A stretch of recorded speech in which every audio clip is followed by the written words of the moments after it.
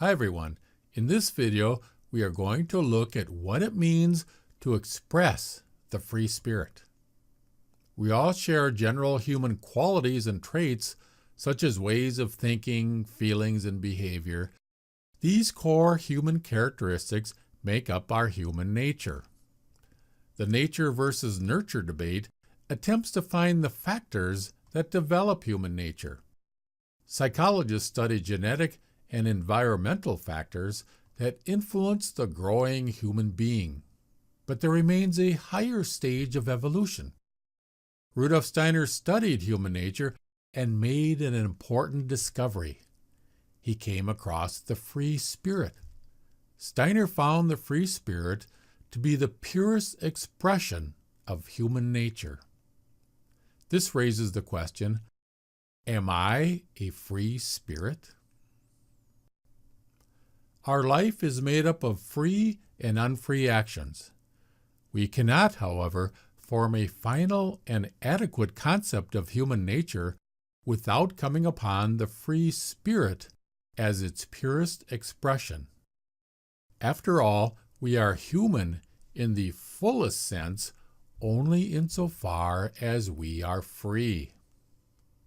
The free spirit is not another far-off spiritual ideal that we can only speculate about.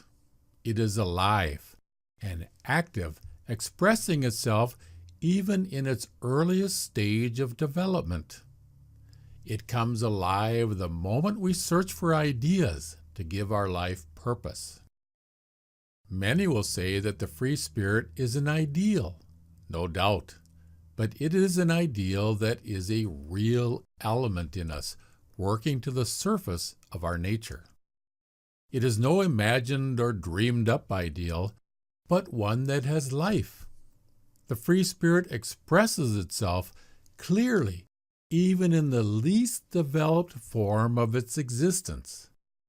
If human beings were nothing but natural creatures, it would be absurd to look for ideals. That is, for ideas that we demand to be realized but are not yet effective. The free spirit expresses itself in ideas. These ideas become the source of the free spirit's action. Creatures of the natural world cannot envision ideas in their mind of what they want to see happen in the world. The least developed expression of the free spirit is to have ideas for individual action, but the ideas are not effective enough to motivate action. For example, a person demands world peace or social justice, but takes no action to make it happen. The free spirit expresses itself in showing us the better, but we still pursue the worse. We need further development if we want to fully express the free spirit in thought and action. The original philosophy of freedom begins the book by describing the early emergence of the free spirit in its rejection of authority. An energetic effort is being made to shake off every kind of authority. Nothing is accepted as valid unless it springs from the roots of individuality. Everything that hinders the individual from fully developing his powers is thrust aside. The saying, "Each one of us must choose his hero in whose footsteps he toils up to Mount Olympus," no longer holds true for us. We allow no ideals to be forced upon us. We are convinced that in each of us, if only we probe deep enough into the very heart of our being, there dwells something noble, something worthy of development. The free spirit emerges from the heart of our being. It is the urge to express our own individuality. We sense it as something noble and worthy of development. Those who experience the free spirit want to develop it further, but freedom is only attained through our own effort. His true concept as a free spirit is not already objectively united with the perceptual picture human from the start, needing only for knowledge to confirm it as fact. A human being must by his own action unite his concept with his perception of human. Concept and perception coincide with one another only if the individual himself makes them coincide by his own effort.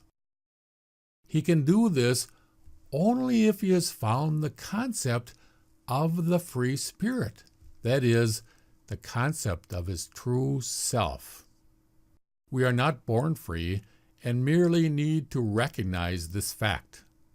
We have to understand what it means to be free, and then transform ourselves into free spirits. How can it be possible to attain freedom if we do not know what it means to be free? It is necessary to find the concept of the free spirit, which means to find knowledge of the free spirit. A science of freedom is needed to guide our efforts to transform ourselves. What does it mean to think freely? What does it mean to act ethically? Rudolf Steiner has provided us with knowledge of the free spirit in his philosophy of freedom. By knowing the principles of freedom, we can get to work applying the principles to our life. He dedicated his book to those of you who are applying these principles.